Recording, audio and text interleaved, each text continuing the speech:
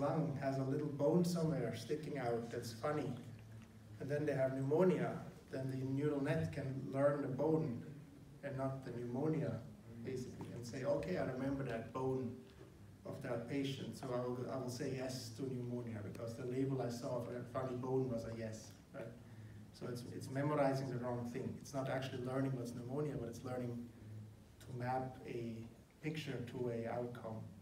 So you have to make sure that the people that are in training are not also in testing in this kind of situation. And that's not something that the deep learning expert would know per se, should know because it's data science, right? But in a way they make these kinds of mistakes, and it happens a lot when people make validation splits. They're not optimizing the right thing. So you could spend 6 months tuning neural net parameters, but then in the end you're fitting the wrong problem, you're optimizing the wrong local minimum basically for the wrong solution. And even if you found the global minimum, let's say, for that problem, it's still useless because you're only training the wrong thing, right? So it's more important to know how to validate than to actually tune parameters.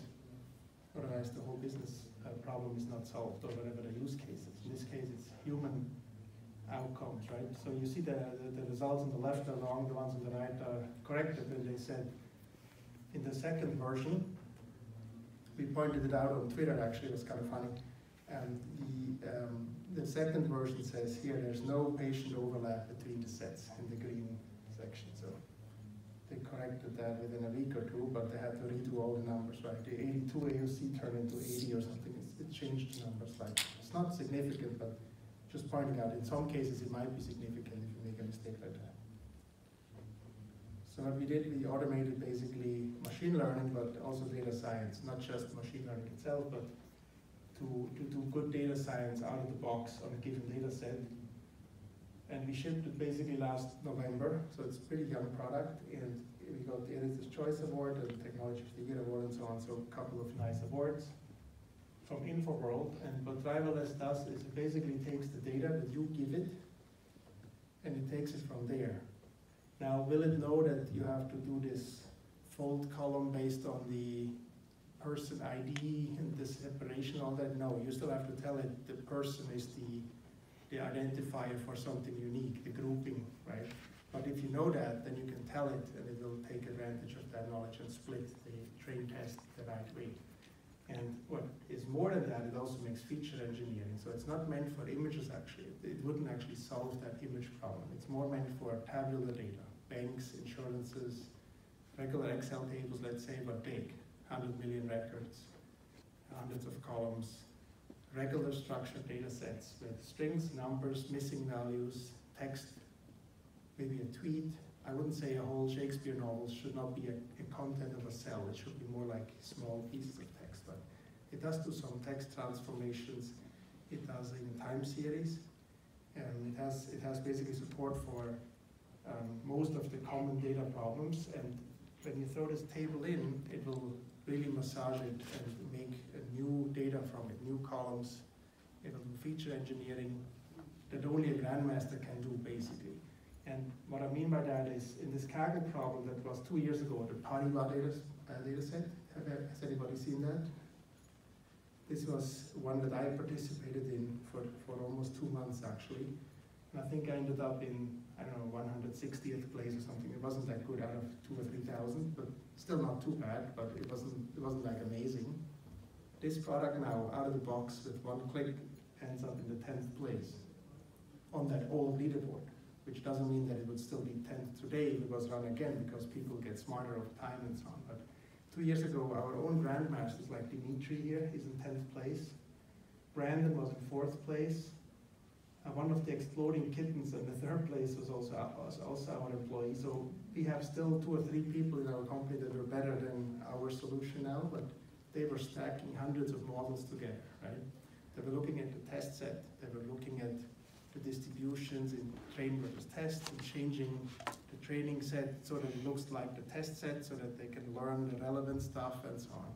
We never look at the test set here. We just take training, fit the model, we make predictions on tests, and we're 10th. So it's a very powerful thing, and it's all automatic, and it just works on any other data set as well, not just on this one. The power here is that it's like 8-way or 10-way interactions of categoricals, and it groups them all. So it will figure out, for example, all the people in this zip code with 2 cars, with 3 kids that are not married yet, and so on, their average, let's say, monthly spending on this particular kind of expenses is so and so much.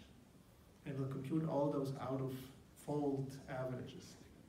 So for any particular person, it will not use their own number for that average, because that would affect their own estimate. It's basically an out-of-fold estimate of those kinds of groups and those grouped averages or grouped other aggregates like median or max, min, and so on. So you can really compute a lot of complicated stuff, which is all statistical, meaningful stuff. It's not deep learning, brute force multiplication of some numbers, but it's actual meaningful statistical things, right? Let's say if I had to predict your mean age, right? I would take, based given this job description, let's say, and I don't know, the income or something, you would then say, for everybody here, cut it into 5 groups, and then in each of the 5 groups, you would ask the other 4 groups for the same job description, the same income bucket that you bin it in percentiles and so on, what is the mean age, right? And that number you would have a lookup table for, basically. And then in scoring time, when you come across, I would say, well, what is your job description? What's your bucket of income? And then I would say, well, that must be your mean age. And that is a good feature that I give to the actual model, like a gradient boosting or a deep learning model or a linear model. But you can see that making up those numbers, those statistical numbers, is a valuable thing, because it's more than just, oh yeah, you figured it out by multiplying some stuff together. But deep learning is good for, but it actually learns it in a way that's humanly interpretable and meaningful. And that's what those grandmasters are doing all the time, right? These kinds of tricks, but they have to figure out which 8-way interaction is good. They have to know, is it 5-fold cross-validation or 10-fold? They have to know, what if there's nobody with that job description? What if there's nobody with that income? What do you do? You just say, I don't know, and then make a missing value, or do you take the mean of everybody else, or do you do a hierarchical grouping where you say, well, at least I have the same job description, but I don't have the group of the income, so I'll fall back to the same job description's average age, right? And you can work your way up, basically, the hierarchy of those groups. So it's a very interesting thought of how you make those features. It's not just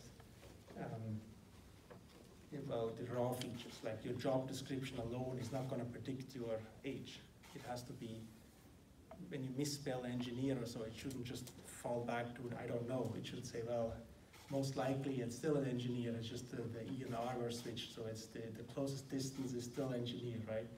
Or it should be saying, maybe for the zip code, it can be doing something smart. It could look up census data for the same zip code. We're not doing that right now, but you could do these kinds of things. You can do automatic data enrichment from other tables. Every time you see a zip code, you look up 10 other fields that you can look up somewhere. And that's useful information. So for example, these are some of the feature names that come out of this automatic pipeline. And so I mentioned earlier the binning of your income into buckets. You can say which bucket do you belong to. And that could be percentiles, can be deciles, it could be just min to max, binning uniform length buckets. It could be target encoding. This is what I mentioned earlier, where you say the outcome grouped, computed for each group. Let's say, in this case, it's V66. That's the column that we want to group by. So let's say this is our age bucket. Then I would say for each age bucket, compute me the outcome, the median outcome, for all the other 80% of the data where you are not in it, right? And that is so-called target encoding. You make an estimate of the outcome. And that's part of your feature matrix X, not even the Y, not even the response column that you're trying to predict, but it's the actual data. So you're enriching the data but leaking in a way the actual outcome. But you're doing it in a way that's safe. You're keeping those 5 folds aware, and you're not giving too much to the data. You couldn't give everybody's outcome right as a feature. That would be cheating. You wouldn't just take the Y column and put it into X. You have to like massage it a bit to make it not leaking. But it's a little bit dangerous, right? Because you are bringing the actual outcome into the data matrix, into the X. So it's a powerful weapon, but if done right, it's very predictive. And it's something you can use in test set scoring. So whatever comes out here is of course applicable in scoring in real time. Like when you have this in production, you want to score somebody new, you would say, well, what's your group, what's your median outcome for that group, and then you would take that number and put it in there. So then you can have interactions between categoricals and numericals. So for example, the zip code you could say is a categorical, and the age group is also categorical after you did the binning. So now for each zip code and age group, you can compute the outcome, for example. And you can also say, I want to cluster, let me cluster the by the age group or something, and the zip code, and maybe how many cars you have, and that's three-dimensional space. Now I'm going to look at my neighbors and see who's like me. And then I know the distance from that neighbor, and that's a new feature I can make. And that's a numeric feature, that's just a number, but if I'm very far away, then I know maybe there's something, I'm not that relevant for this problem or something. And you can do dimensionality reduction, so you could say I take 5 columns, 5-way interaction or something, and you can say in this space it's too much, I want to make it one dimension, and it just project into one dimension and I line them all up according to the best direction I can find that separates them maximally. And then I know if I'm like at 0, we are so and so, and if I'm at 1, I'm a little different, right? And then wherever I land on that axis tells me how I am in this 5-dimensional space, but it's just a single number. So that single number would then still go into the gradient boosting or some other algorithm, and one split will tell me big or small for this 1D projection of this 5-dimensional space.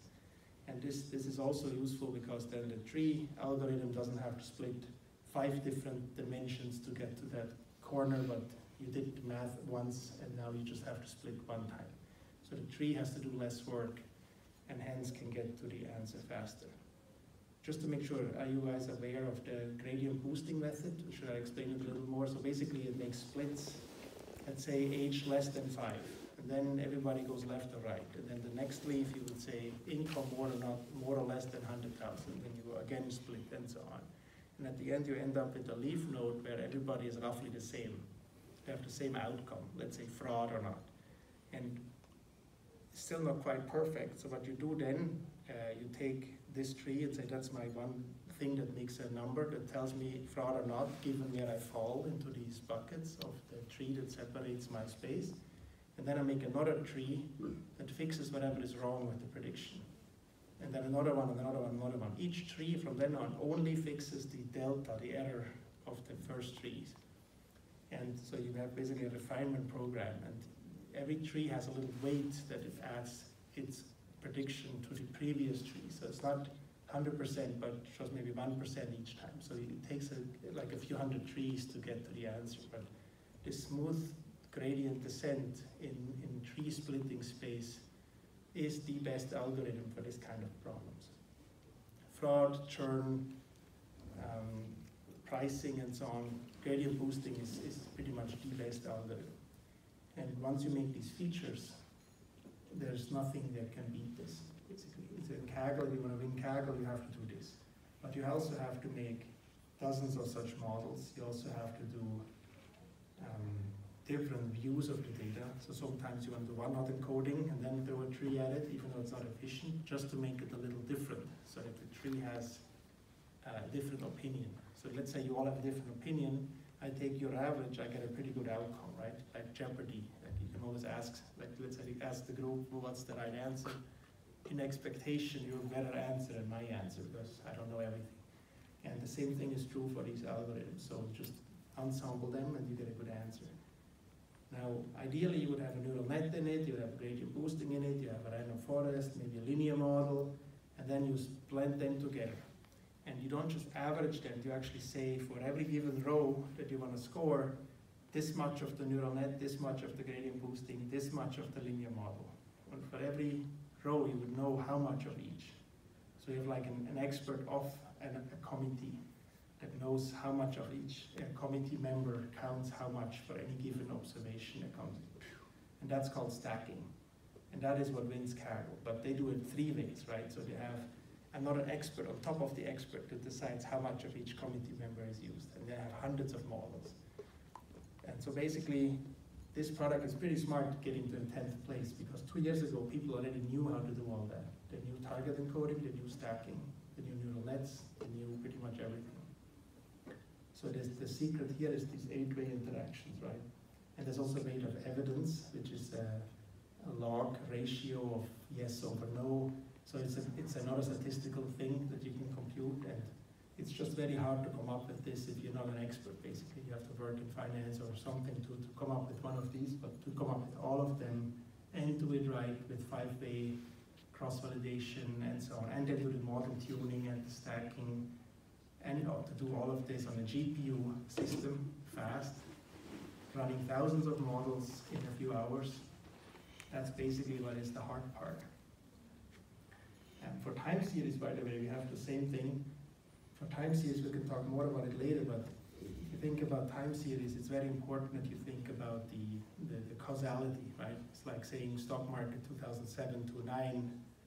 You don't just shuffle the data and make a train test split. You have to look at the first 2 years and then the last year or something, and then try to predict the future from the past. So the time is important, one axis of time. And that brings me to this validation scheme. So let's say you have this Kaggle problem that I mentioned. There will be 19,000 features tested in a few hours, maybe 2 hours.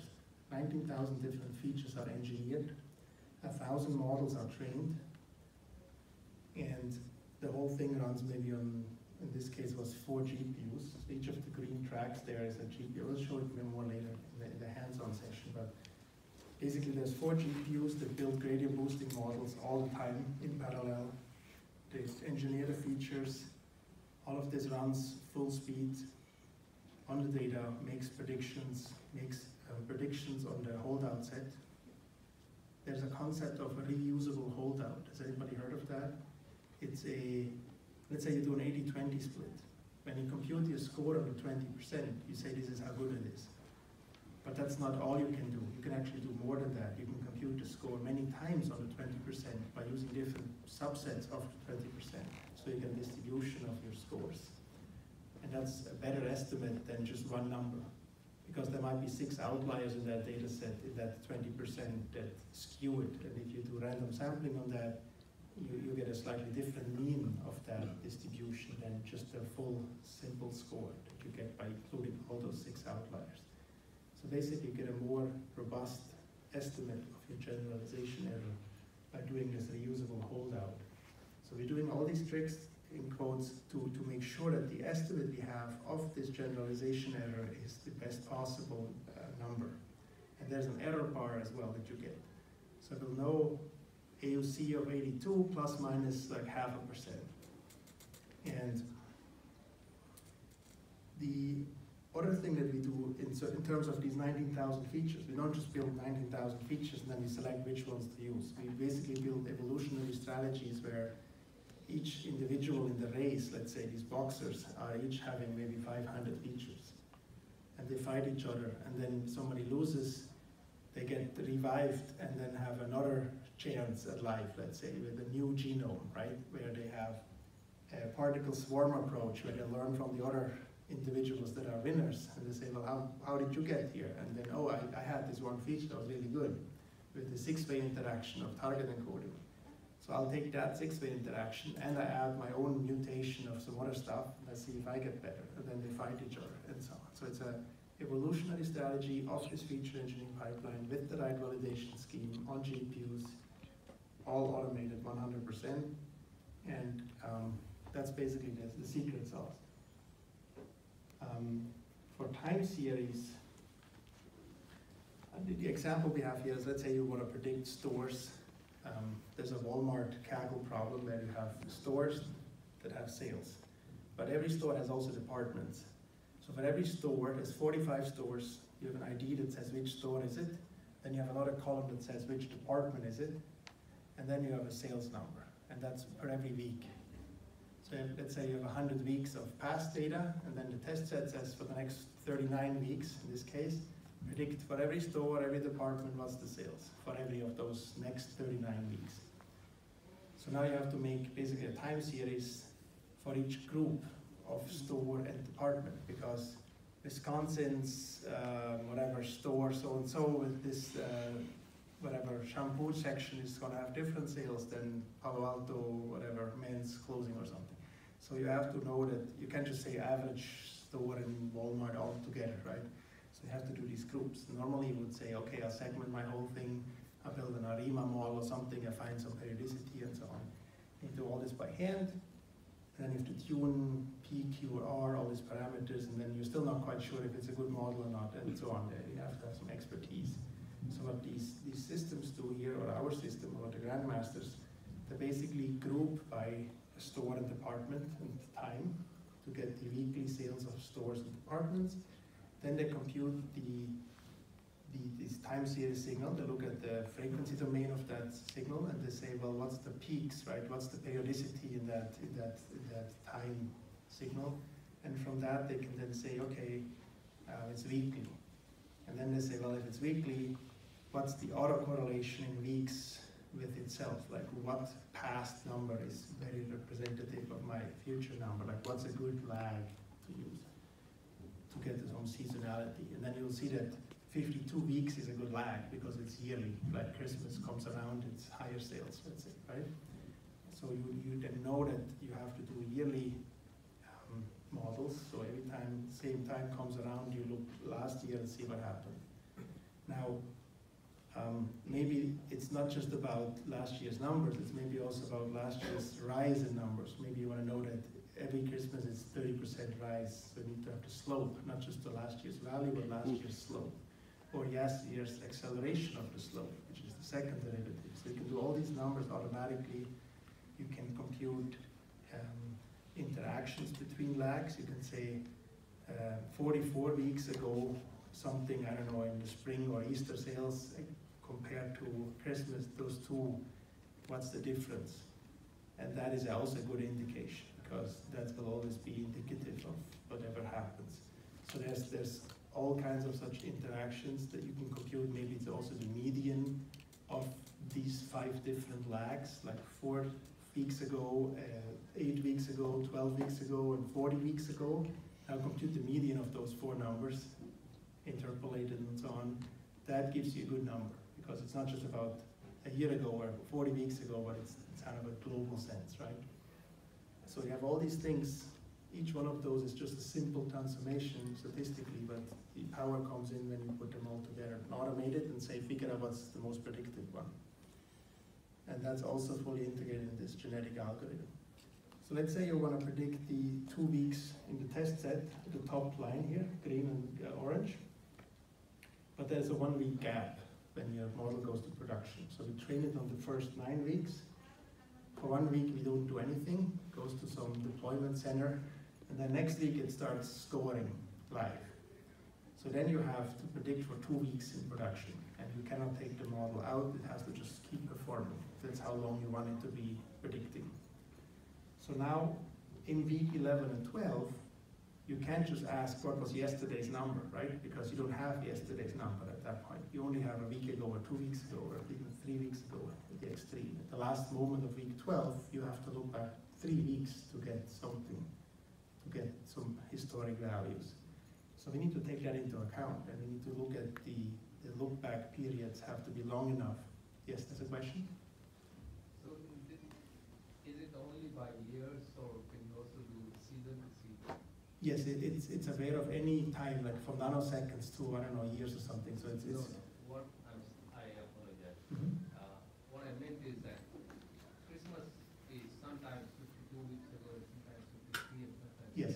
55. So, and Easter is very different. Yes. So does it do, if I have 5 or 10 year data, Yes. how does it, can it handle that? Depends on your forecast window, right? So if the forecast window, let's say the test set length is only a week or 2, normally you don't look back too much. But if you, let's say you want to look back 1 year and 2 years because you have that much training data, then it will most likely be 51, 52, 53, and then 102, 101, maybe 104, and so on. And it can do the exponential moving average of those, and it will smooth out those three. But every year, Mm-hmm. the seasons are different. Yes. They have different starting points. Yes, so the little offsets basically. You're asking whether we interpolate and whether we match the aliasing patterns to be the perfect alignment of the periods and all that. No, we don't. We basically just compute. There will be multiple peaks in the autocorrelation spectrum, and it will say 51, 52, 53 are all very, very relevant, and it will compute something like the moving average between the three. But it will not say 51.4 was the best one, because we actually interpolate. We don't interpolate. We discretize the space into weeks, and then you either 51 or 52. There is no 51 and a half. In your experience, how hard it is to have a sliding window of the season? How hard it is to automate that? You would have to do days instead of weeks in this case, right? You would have to go to one unit smaller, and then you don't have data for that, yes. And because if Christmas is say on Wednesday, it's yes. a different thing from Tuesday or Mm-hmm. Thursday or Friday. Yes, yes, correct. So is it like a pretty much impossible to solve? No, I don't think it's impossible. What you have to do then is you have to fill in the gaps because you have only weekly data, right? So what we were given is weekly data, but you want to know 51.3 weeks ago what was going on, but we don't even have it in the data. So you would have to do some kind of interpolation, and that scheme alone will tell you whether you basically win this or not. So the winner of the Chicago Challenge did that, by the way. They did do the interpolation and the aliasing and so on. So there are some smart tricks that you can play if you want to be even better, right? So this is the first generally available time series module that does all these lags, and it already places in the top 5 or 10% in Kaggle in this particular challenge, but it is not the first place. That's also in the top 10. It's in the top 60 or something, or 40 or something. So there are still smarter people out there than this automated solution, but it will probably beat the average first try of a junior data scientist, right? Thanks. So it's a good benchmark, basically. Now, what we do in order to make this train test set schema here, to mimic it, because you can't look at the test set, right? We can only look at the test set to say how long is it. Like if you want to predict for 2 weeks in this case, you can say, oh, thanks for telling us it's 2 weeks. But you can also just tell us 2 weeks. You don't have to give us a test set. So we will then automatically, from the knowledge that it's 2 weeks that we have to predict with a 1 week gap, we'll make a similar internal validation split, this yellow-white stuff here, right? That's mimicking the same split of the test set inside of the training data.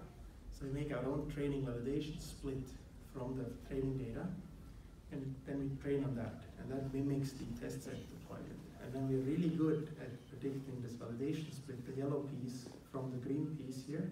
Then we know that it hopefully will hold up in the final test set. So there's only one window, which means if you want to predict 1 day, but you have 6 years, it's not going to be a good schema because you only have 1 day validation split internally, which is not what you really want. So we currently don't support these moving windows for multiple such internal splits of multiple 1 day pieces, and then it has to be good across all of them, for example. That will come in a later edition that we do. Depending on how long the test set is, we would make multiple such windows.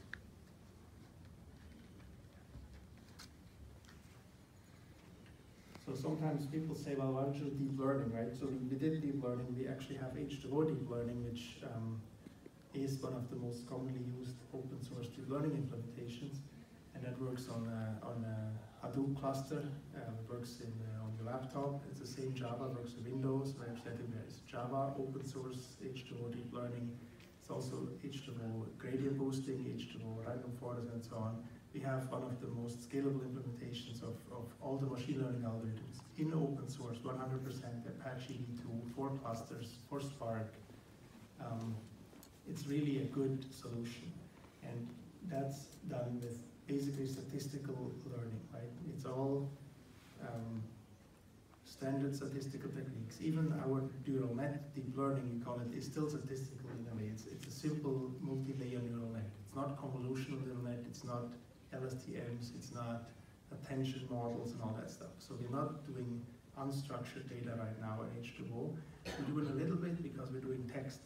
So we have one of the grandmasters who's #1 in India, actually, SRK, is working on text attention models, CNNs and so on. That is using TensorFlow, that is using LSTMs, but it's not yet shipped, right? So we can't say it's there yet, but it's in progress.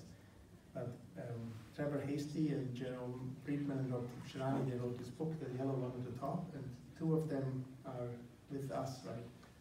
Friedman died, but the other 2 are working or advising H2O. So we work with them quite often and we talk about which algorithms to implement and so on. So gradient boosting linear models definitely have top algorithms, and those work very well. Statistics is still useful. Now, if you have a terabyte of data and you say, just throw an algo at it, I want to use all my data, I don't care, then a neural net is a good solution because it just streams through the data. So you can take a laptop and stream through a terabyte with an external hard drive, let's say, it just streams it through in mini batch mode, and it will actually finish eventually. It will just converge slowly. It's a scalable solution.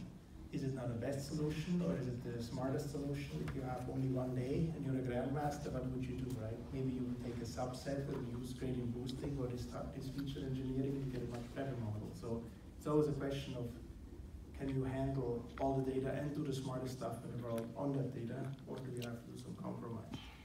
And so currently, Driverless AI, which I will demo in a minute, is able to handle several gigabytes, maybe tens of gigabytes, but not yet terabytes. For terabytes, you would need to use H2O, the scalable clustered solution. But there, nobody will do the feature engineering for you or the splitting, right? So then you have to do that yourself. So if you have a Facebook-style or Google-style problem, you need your own knowledge of how to address that problem. But if you're a regular company with, let's say, 100 million rows or something or less, or a few megabytes of data sets, and you want to just run something on this, you want a model that's really, really good, and you want to take it to production in Java, not Python or anything, but both. We have Python and Java for deployment. You get a pipeline in Java that does all the feature engineering and the model prediction and the stacking, all in Java, standalone, runs on any platform. That's what Driverless does. So the roadmap is pretty complete at this point.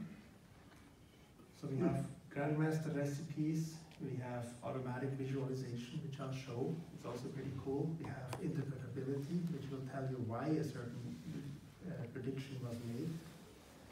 It has a gradient boosting in it, and also linear models, which comes down here. We also have TensorFlow in it now, but not for images, just for regular data.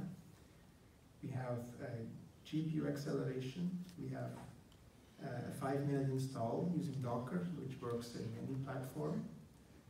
We also have native RPMs and Debian packages for CentOS, Red Hat, and so on. We have LDAP Kerberos for enterprises. We have data connectors to BigQuery, S3, Hadoop, and so on. We can link Parquet files, Hive files, and so on. Not Hive, not yet, it's coming soon. Feather files, Excel, of course, CSV, the usual. We have full GPU acceleration. So if you have a DGX1 or DGX2 from NVIDIA with 16 GPUs and up to 512 gigabytes of video RAM, you can run on all of those GPUs at once, and this will be really fast.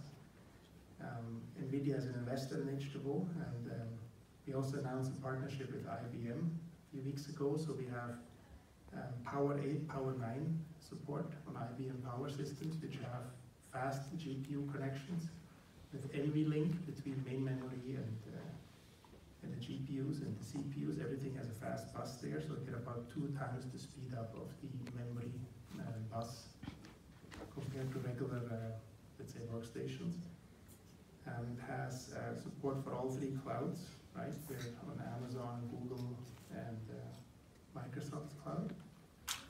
And the standalone scoring pipeline that comes out, as I mentioned, is really just Java. There is no, you don't need to install anything. Now, it doesn't yet have support for TensorFlow. TensorFlow will have an SO file, so a shared library that goes to C++, and that will have to be platform dependent. So it will not turn a deep learning model into pure Java. But we might, like we did that in H2O.ai, right? The regular fully connected neural nets are just a matrix multiplication a few times. It's not too hard to make that into a standalone Java library, but once you start doing text with the recurrent neural nets and so on, you probably don't want to write it all in Java. So at that point, we would probably call C++, but we would still make a Java archive that works for Linux, let's say, or one that works for Power. But currently, everything we have, including the time series recipes and so on, they're all just pure Java. There also is a Python scoring pipeline, which is easier because that's what is trained in, like HTBoost and so on, is all trained from a Python API, so you can just pickle the state and then load it back, and you can score that standalone scoring package, and you can use that Python scoring engine on a box that doesn't have driverless, right? It's a standalone scoring pipeline, but then it will have to install some pandas, sklearn, and so on. We provide you with the wheel files for all of that, but you still have to basically pip install some stuff, so it becomes like a 500 megabyte big blob of all these binaries that are sklearn, numpy, and so on, even though it might not need that much of that. It's not a lean version. The Python version is fat, but it works. It's good for batch scoring. The Java version is lean, it's low latency. It will just go if else to the trees, and first to the target encoding and the feature engineering and all the binning and so on, all automatically, because the entire pipeline is in Java. So what's coming up next is deep learning for text that I mentioned that the SRK is working on, Grandmaster in India, and then the model management part where you can compare different models. We already have some of that, but you want to make it easier to say this is the challenger, this is the, which model is in the lead right now in this race for accuracy, or which one has the lowest latency, or which one is currently in production, and then you can swap it and so on. So that makes your life easier, and you have to deal with which model is doing what, or who trained which model, when, on what data set, why was it accurate, and so on. We already have a little bit of a report where each model that gets trained has a final PDF that says how it was trained, how it was, like how many features were tried, which are the winning features, what was the ensemble used, if at all, was it 5-fold cross-validation or not, and so on. What is the score? What's the standard deviation? So let's go over to the hands-on demo, unless there's questions from the audience. I know some of you came later, but Driverless AI is basically an automated feature engineering system with machine learning. So it does Grandmaster's Kaggle style feature engineering for highest accuracy. It does really smart engineering of features, not just selection of features from the original data set, but it makes new features. 10 times more than the original data, let's say, right? You have a 100-column data set, you make 1,000 columns and then fit a model on that. And we can build 10,000 of features overnight or 100,000 of features and pick the best 1,000. And then on that 1,000-column data set, we build the best model. Now, if you want lower accuracy because you don't care about the highest accuracy, you can also say, I want only 10 features or 20 features, and it will find you the best 10 features. You can also say, I want higher interpretability. I don't want this complicated, truncated SVD or clustering and all that. I just want my raw features. Then you turn the knob up and say, I want high interpretability. Then you also want high accuracy and high interpretability. Then we have to do something like a rule fit model, where we take a tree and we turn it into a linear model, where the linear model makes a linear combination of leaf nodes. So if you are in this group and have this many kids and this many cars and have this income bracket, then you're in this leaf node of the tree, and you pick up a coefficient of 0.2 for fraud. And then if you're this guy in this corner of this world with this many past transactions, then you get a -0.2, and so on. And you have 100 of these rules, you add it all up, you get a 17.3 score, and then you do the logistic function or something, and then I'll tell you, okay, your probability of fraud is very high, sorry, I can't give you a credit card, right? And that is very interpretable because these rules themselves are each if-else conditions, and they're still very accurate because you have 100 of these special rules. So you can fit a very accurate model with very few lines of code to deploy it. It's low latency and it's fast and it's accurate, but it's not as accurate as a 40-way XGBoost stacked ensemble, let's say, right? So it's like a compromise. So if you want high accuracy and high speed for scoring, you can't have everything. If you say, I don't care about the speed for scoring, I don't care about interpretability, will stack together the neural net and the XGBoost and the linear model and make 40 different models. And you get the whole thing all as a Python or Java standalone scoring package that might take 4 milliseconds to score every row, not just 100 microseconds, but it will be very accurate, right? So PayPal, for example, is using this driverless AI for their fraud model. PayPal has always been known to be good at fraud detection, so they don't care about the runtime to score, they care about the accuracy. Other people like marketing or agencies that for pricing prediction or something online, real time, they need something that's faster. So then you can balance those things. So let's go to the demo. So let's start with data sets. So you can upload a data set. If it's too small, you can come closer. There's still some seats here. I don't think you can read it from back there. It's okay. You can also just stand up and look at it. But basically, you can say add a data set here. And you can say local file system or Hadoop file system or S3 or Google Cloud Storage or Google BigQuery. Let's say I do S3. I hope the internet works. You can type in your S3 address here and you can find some data sets, right? So I can say, okay, I want to get, I don't want Iris. Let's do airlines or something. 2K, get this data set. Anything healthcare? Mm-hmm. I think there's a prostate here or something. I mean, basically any Excel table, right? Anything that looks, oh, sorry, this was local. There is a diabetes one. The diabetes train. And then also let's get the test set. Oh, this was this guy. Okay. Text one probably has more text features, but we can look at that too. So let's say I say describe first thing. That's just a simple table. It's not the best, I apologize, but we have plans to make it nicer and show histograms and all that. It's just the first version is just showing us like the first 20 rows in the mouse over. You see the type, you see how many rows there are, you see the bean and so on, but it's not the best data preview tool, but at least it shows you what it was that you gave us. So you have like a record of what this is, how many columns you have, but there is no count of columns either. They don't know that this is column 127, for example. You just know it has a bunch of columns. Still improving this, but you can't click on detail, it's just there. But you can see like this stuff here is some strings, and probably there will be some funny, but just no or yes, okay. They're all no, so they're all conditions, yes, no's. And they could have made it 0 once, but it chose to make it no, yes, no, yes. So it's a very inefficient way to represent this, but it's fine, that's what it was. And we have to deal with it, right? It has to just work out of the box. So now I can say, okay, I want to learn more about this data set, let me visualize it. I hope this works. So there's an automatic visualization tool that basically is very smart. It first aggregates the data set. So that means, let's say this has 100 million records. It will not plot the 100 million points, because then the screen will be all white with all the pixels are on top of each other.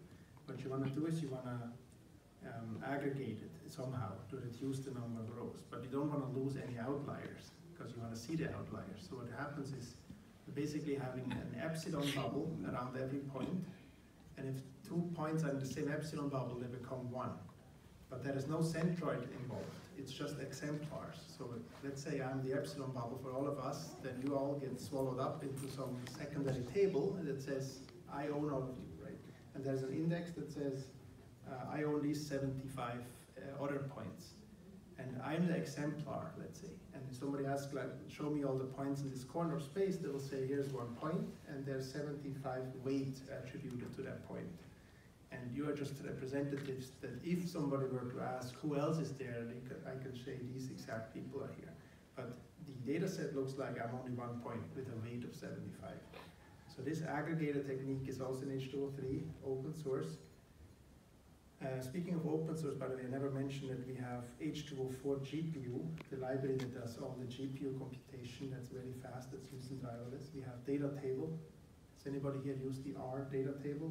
Matt Dowell's R data table. So there's a Python data table now as well, which is also open source, which is the same thing in Python. So at some point there will be no need to do Panda stuff anymore.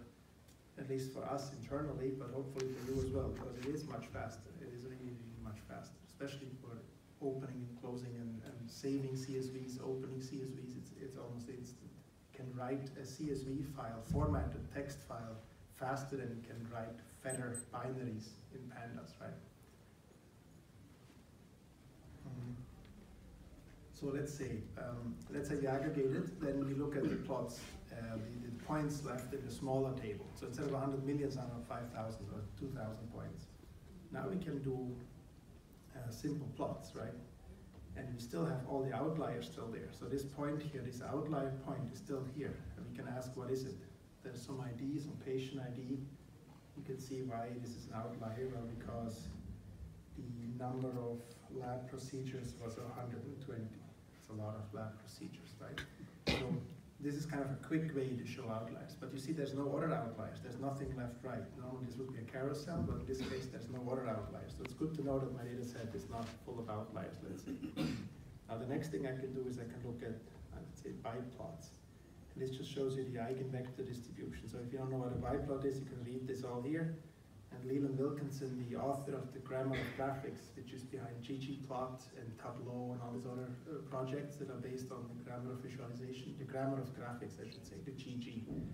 He's our colleague that he works with us as well. He's the guy who's basically come up with all the statistical tricks here. This is called scagnostics. So you look at the plot of the plot itself. Like you look at the points and you say the convex hull doesn't look like a diagonal, then it's a correlated scatter plot or something. Or is it a bunch of individual islands?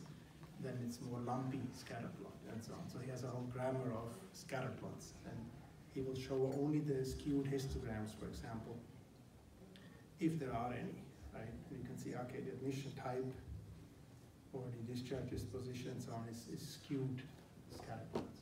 So it's a quick way to see the data in not just Tableau style where you are supposed to say what X, what Y, and then you have to go through everything yourself, but it basically tells you what's interesting in the data according to his statistical expertise. Now this is not customizable and you can't act on it other than to go back and change the data. So it's not yet finished. Ideally you would say, let's say there's an outlier, you would say mark this as a yes, no in another column and use it for your model, right? But then you have to be able to score it in production too, which then is a little bit harder. But when do you mark it an outlier? If it's exactly the same point, or is it like when are you outlier? If you're outside of that value, or what? Maybe on the other side it's normal again, right? Maybe you're only outlier because you're between two bumps. You're the only one that's with 1.4 cars. Everybody else has 1 or 2. So how do I know that 1.5 is also an outlier, but 2 isn't? So it's not as easy to make this outlier detection a scoring engine, but we have to think about these things. There's a data heat map. You can see change, for example, has 2 values or something. And I mean, it's not as easy to do for a 100-column data set, but at least it shows you some things are more uniform than others, right? Okay, so let's see, we did this. Now we want to train a model. So I want to predict something in this diabetes data set. Now what do you want to predict? This is the target column. What do you want to predict? Is there anything interesting? I think it's the last one probably. Is there a lifespan? I think there's only a readmitted. Do you have to come back or not after your visit? And then we could say we want to provide a test set, but why would we? Then the only reason we do it is that we get predictions for it at the end. Doesn't look at it ever, so we don't need to provide it really. We can just leave it out. That way you know we're not cheating. Let's say there's dropped columns, so you could say I don't want the race and the gender to be part of my model. You can say there's a fold column. I wanna split the train and test such that the same values of this fold column are either in train or in test. We don't mix up the stuff. Just like in the long picture stuff, we don't want to mix up something. So I don't know what we would put in there, but we could say you need something with categorical levels, right?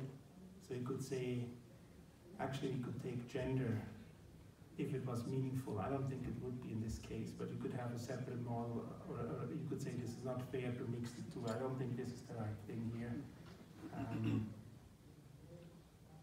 Let's see if we can find something that makes sense. Maybe admission type ID. So let's say there's 17 unique IDs of admission types, and then you would split it such that out of the 17, maybe 9 would go to train and 8 would go to test or something. Like you would split it such that there's groups.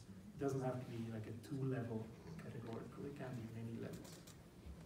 So this should work. We can say, okay, instead of AOC, we want to optimize something else. If you're an expert, if not, just leave it like default.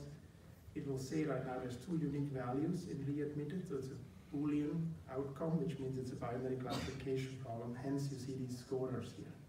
So there's a Gini score, F0 and so on, F1, F2, F0.5. There's a bunch of some specific optimization things that you can optimize AOC under the precision recall curve, but it's all like expert level stuff, you don't really need it. So now you can turn up the accuracy here. If I go to 10, you see there's something that changes here at the top. It will tell you I will do 5-fold cross-validation for the feature evolution. So my feature genetic algorithm that makes the feature engineering will now become a little bit more expensive because it's more accurate. It will only select a better genome of feature engineering if it's better in a 5-fold cross-validated fashion. And if I say accuracy doesn't matter at all, then instead of 50,000 rows, I might even downsample to 20,000 rows and do a 1/3 holdout split after 20,000. So it's really bad. 6,600 tests and 13,000 training. That's a very bad model, but it's much faster, right? It says 2 minutes runtime estimated at the bottom. So you can estimate the runtime. So let's say I do a little bit more. I say 6, then it takes 5 minutes. It will do still a 1/3 holdout, but on the 50,000 on the full data set, the full 50,000.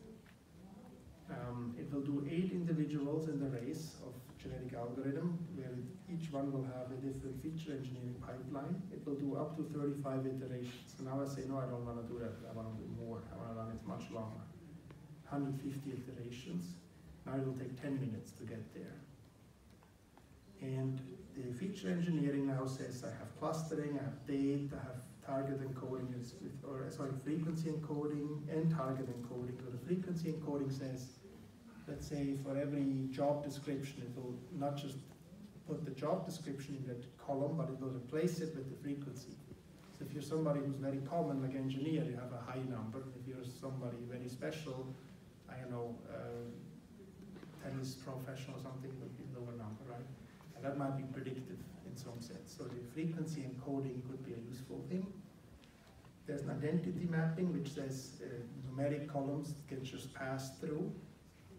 There's interactions between, I don't know, age and zip code, if they're both numeric, but it's a little bit ugly, right? You could say that shouldn't make sense. So then we have to be, now we're entering the space of funny business, where out of integer or numeric columns, you can do interactions. Nobody told you not to do it, but you should have said in the beginning, the zip code is not an integer. But you gave us a zip code. You didn't give us the zip code with a dash, or you didn't call it zip underscore number to make it a string. You gave it to us as a number, 5-digit number. How should we know that it's not an integer? But we do actually some tests, statistical tests, to see if it's a number or an ID or something. If it's a Benford's law, right? There's a law that says the digit 1, 2 should occur more often than a 9, let's say, because it's a multiplicative distribution in log space. You see whatever the first few numbers show up much more than the 8 and 9s. So if the 8 and 9s show up as often as the 1s and 2s, then it's more like an ID where it just linearly goes on. And then we can say, oh, well, it's not actually a number, it's more like categorical. So we can be smart about these things, but in general, if you give us a zip code subset and it doesn't look like it's funny business, then we'll say it's a number. And so at that point, we can actually subtract age minus zip code if it's a good feature. Maybe there are older people in specific zip codes, and that is a good feature, right? So when people say, oh, no, you're not supposed to do this, well, I say, why not? Because the model actually liked it, right? There's something predictive there. So it's always a little bit interesting if you let the brute force method take over. Basically, a neural net will do the same thing. It will also do interaction. But you can turn it off. So you can say the interpretability should go higher. and then you will have fewer things. There's no more interactions, right? It's just date, identity, numeric encoding, and target encoding, and text. No more differences between columns. And now it will just say, well, for every zip code, I'll produce the average rate of readmission. That's interpretable. It's very predictive. And it will say, well, I have zip code, I'll keep it as a number, that's identity. The date, it will say, well, what day is it of the week? Is it whatever, Monday or Tuesday? It will say, is it whatever it's, let's see what else we have. Text will be looked at with TF-IDF or something. So basically, this is the most simple to understand feature space. But let's do something in the middle where it's a little more complicated. We have the originality, reduction, everything. So now we can say go, and this will just run. It says, okay, dropped something with all constant or missing, so these are all constant or missing. And we found an ID column automatically, because it has a like unique values. So I can ignore this.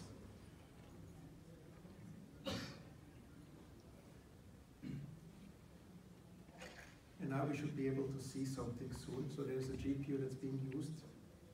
This is a small data set with 50,000 rows, so it might not use that much.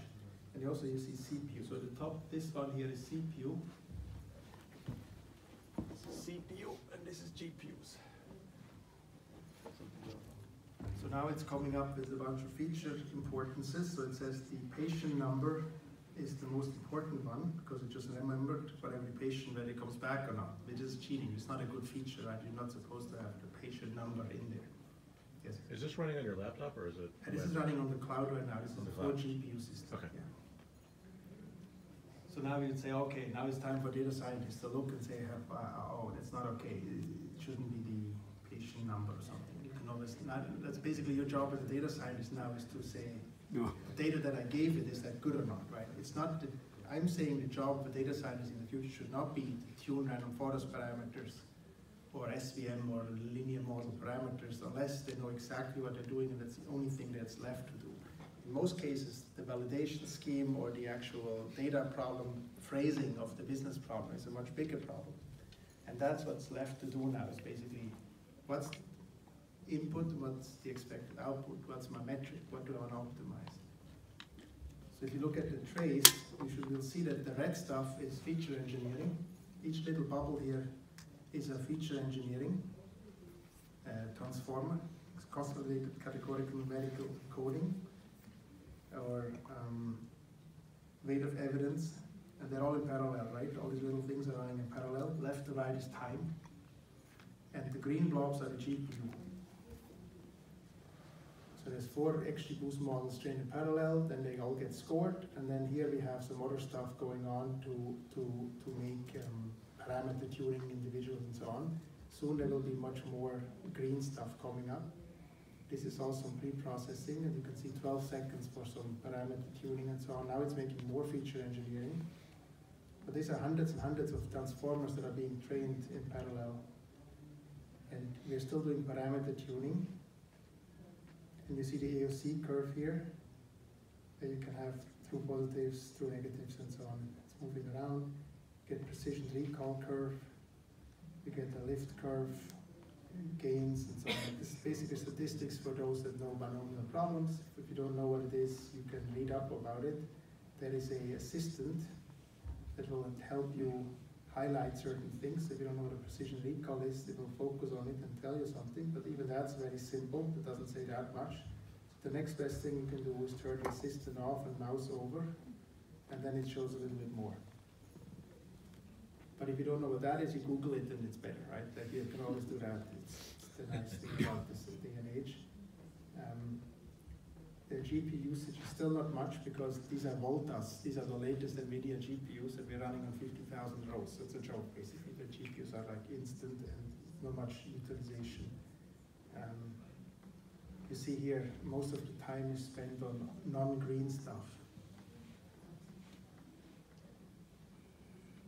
But this will just churn along, and after a few hours, you'll have tested tens of thousands of features, thousands of models, and it will say, this is the best I can do. If you have the GPUs available, why not just use them and be done in less time? Exactly.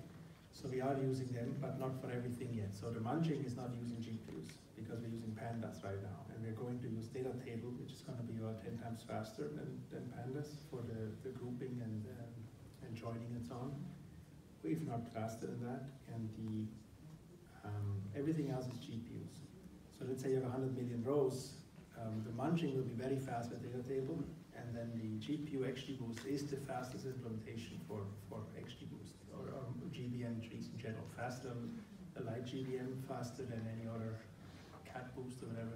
So our H2O GPU library has an open source XGBoost implementation with some customization for the big open source, right? So there's nothing closed source about the algorithms. The only closed source I should mention is this feature engineering brain.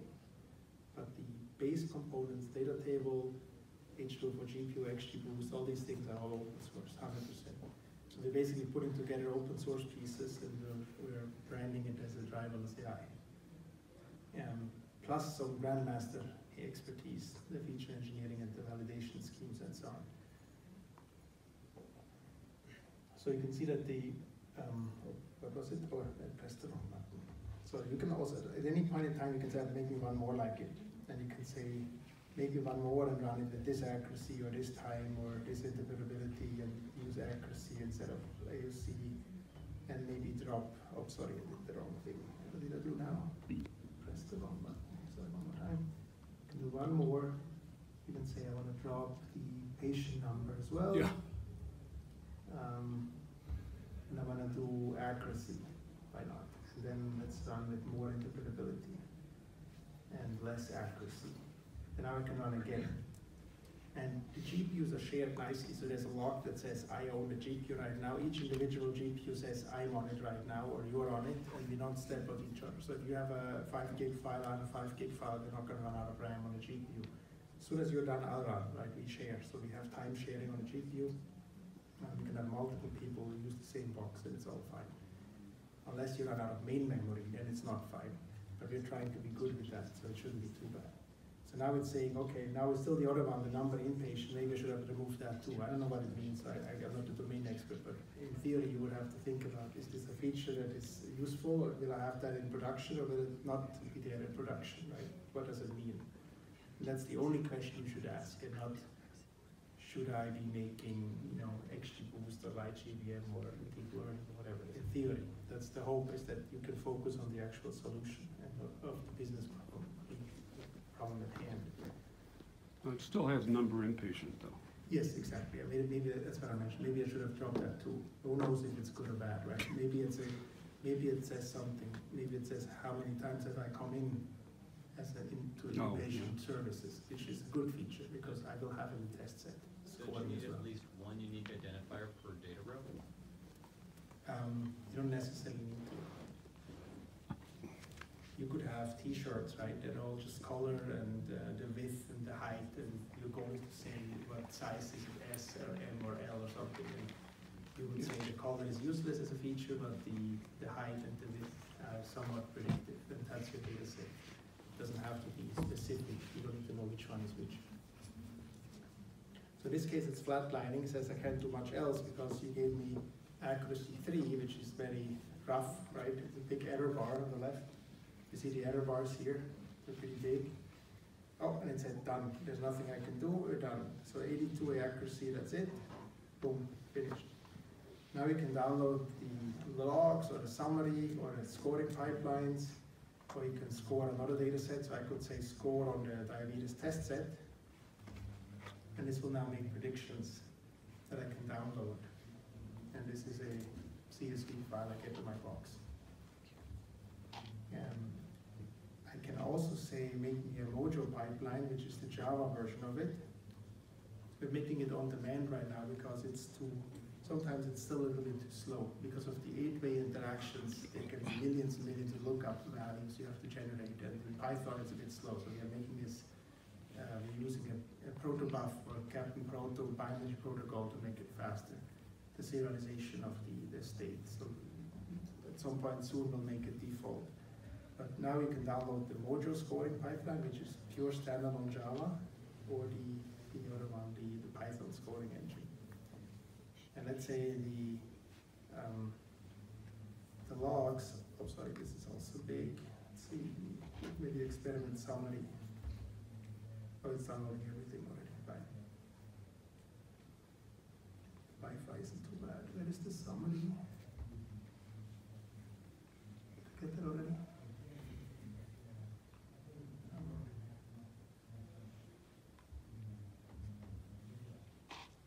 This was just the logs. That's the summary.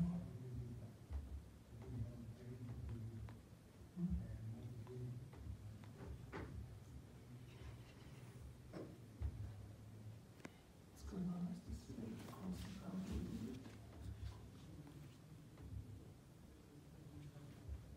Just, it's interesting. Why is there no summary coming down?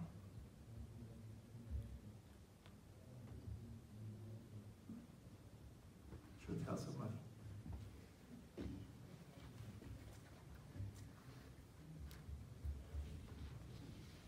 How do I make this not full screen?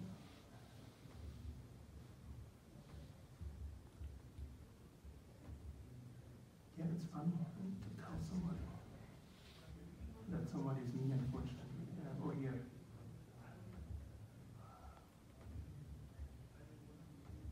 I see. Some browser crap. Okay. So here we have a summary. That summary will have a PDF report, which will tell us, okay, we built a model, we had 45 given original features, we took a minute, blah, blah, blah, we took only 3 of the features and made 27 new ones, right? So we had a 30 feature new input for the XGBoost model or something, and then these were the settings, this was the system, and so on. So there's a little bit of information. You had only training data, and these are the columns. So we are still working on a nice version of this. There's a data shift detection going on as well. In this case, there was no other test set or validation set. Otherwise, it would have told you that warning in this test set, this column looks different than the training data. So be careful. There's something going on. It's not a obviously IID data set.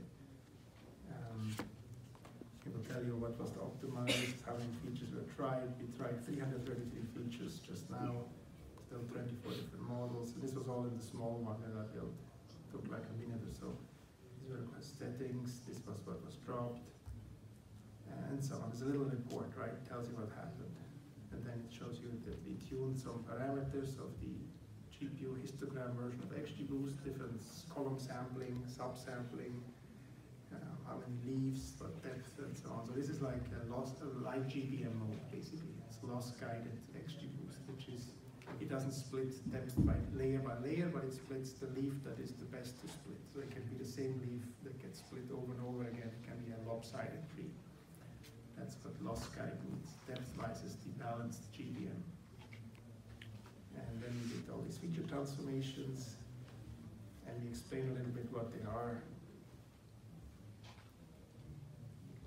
And that's, I think, it. Maybe then a little summary of the plot of the accuracy, how it basically flatlined at some point, and this is the error bars around the model. So we started with 88.2 and we had 82.3, so it's a small increase. And then there's a scoring pipeline that we decided to make. So another thing you could look up is the features text, which is the feature engineering list. You get a feature importance for each of them in text form. The whole thing is also available as a JSON, so you can import it as a pandas frame. So all these, the original feature, each original feature has importance. These are the 2 columns of your pandas frame. So you can basically get all that data that comes out that tells you how valuable your features are in JSON form, so you can make a frame out of it quickly without having to parse our output. So this will tell you what feature engineering is useful. So sometimes you will see, oh, target encoding of the zip code and age group is a very good feature, and you can learn from this and use it for your own pipelines in production. Yes? Brutal question. If 90% of it is open source, the value of the product is in the service or the product itself? We don't sell services, or not much actually. So the company is entirely based on product. And people want to save time, right? So they will, like if you have 100 employees, let's say you're a big bank, you have 100 people want to use this, you're much more productive using this than to try to have a few smart people sit together and come up with something that they can do or not do. Because there's a lot more than just the feature engineering that you need. You also need to do a LDAP, Kerberos, Hadoop connector. It has to run on GPUs, has to run on IBM, has to run, has to be productionizable. Like just to turn your pandas pipeline into a Java standalone scoring is not trivial, right? So things like that is where we add value. It's not necessarily to know what is target encoding. If you just know what is target encoding, you're already pretty powerful, right?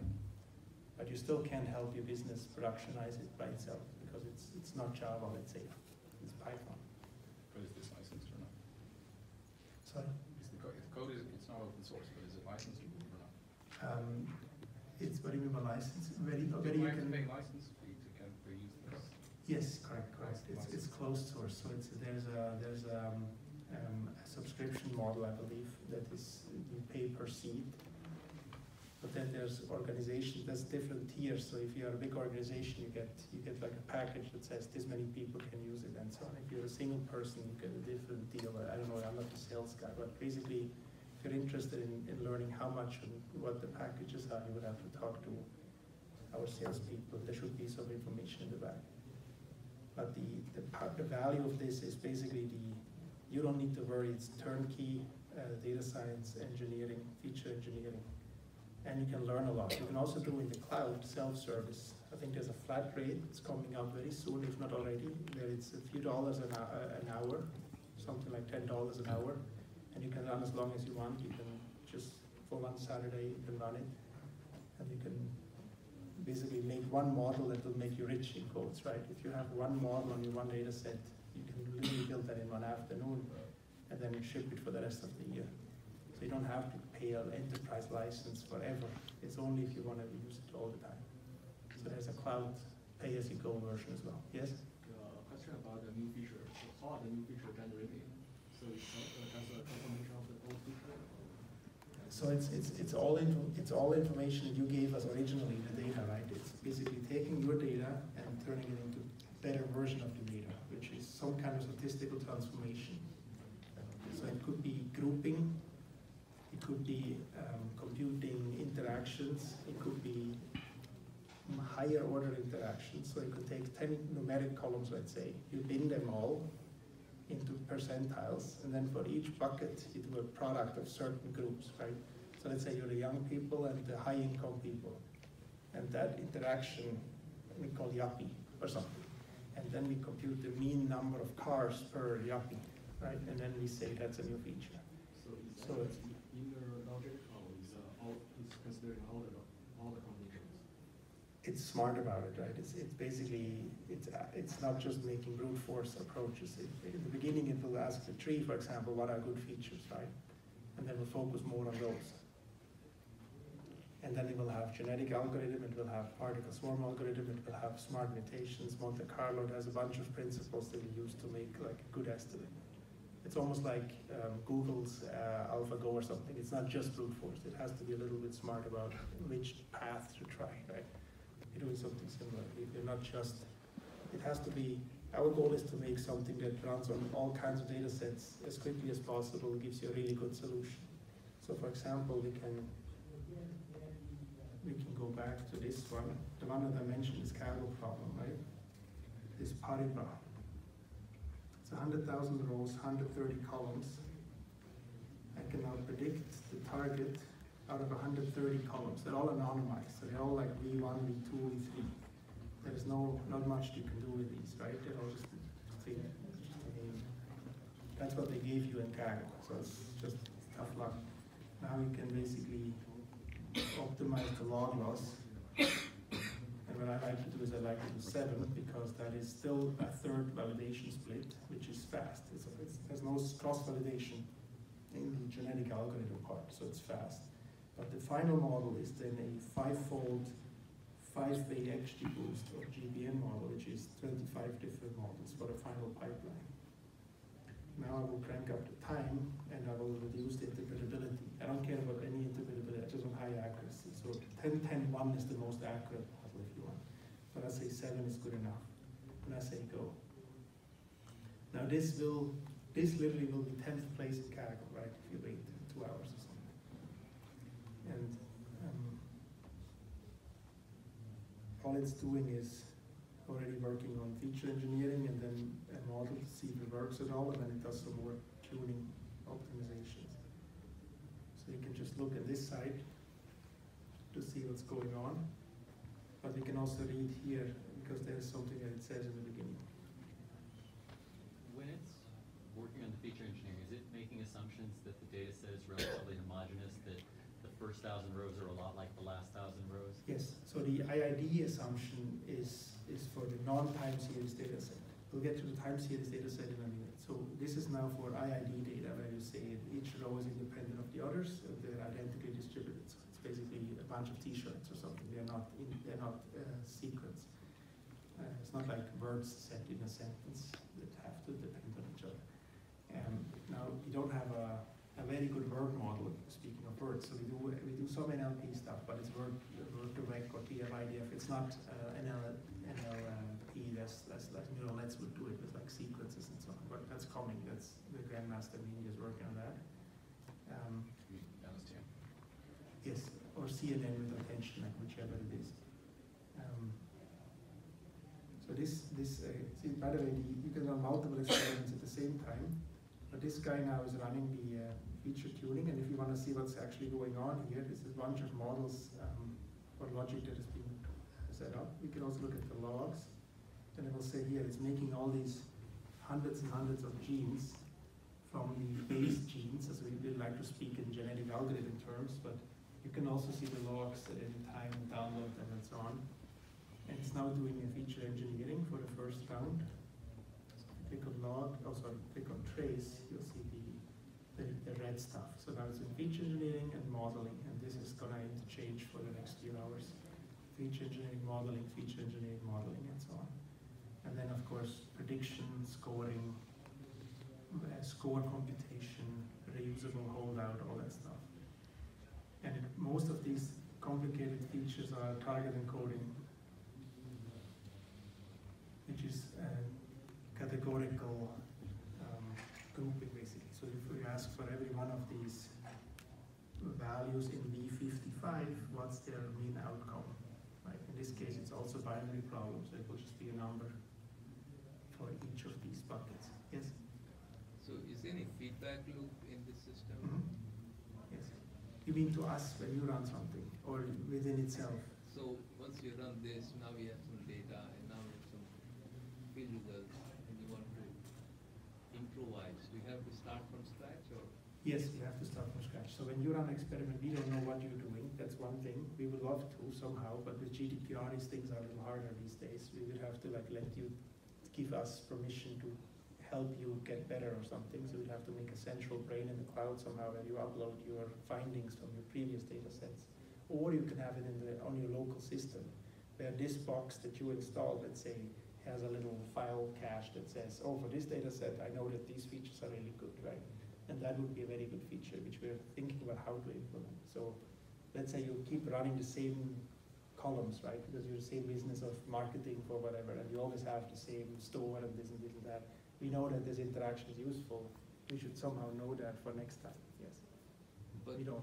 So first time when I feed a data set, I get say pick out of 100 columns, it's pick 5 features, 10 features, and it can be interpreted. Now after some time, now I have added 20,000 more rows, and now I run this system again, and this time I get a totally different set of features. So in terms of interpreting that, the world has totally shifted. Earlier you were looking at features like, sky is blue, it's raining, and so on, and now the data will make the feature engineering have to restart in a way, because new data will make different feature engineering necessary, right? So you're right, when data changes, the actual top 10 features might be slightly different. But even when they don't change, it might be slightly different, because there is no such thing as the one best model. They're all different views of the data. So sometimes they might get slightly different features that are the best features. But So if I built an organization which, where I hired 10 people who looked at sky and who looked at number of Yes. cars, etc., and now I run this again, and now I have to sack everyone and hire a totally different set of people. true, yes. How, So so this might help you like not have to wonder what people's biases are, right? Because this doesn't have a bias built in basically. It will take the data as bias. The only bias left is the data, which is also a problem, obviously. But it's not going to be people's biases anymore. There's nobody saying, I don't know, this feature must be the only one that we use because I only trust made of evidence or something.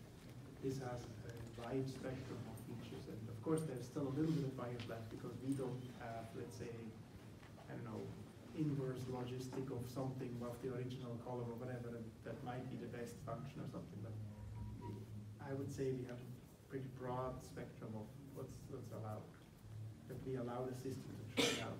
So is it a conscious choice that you made that you will not use the prior, say I have 1 million rows, 800,000 were old data and 400,000 new, and you had a model X on 800,000, that is it a conscious choice on your part not Yeah. to take the old 800 and X and take new 200,000? Like weighting by reasons.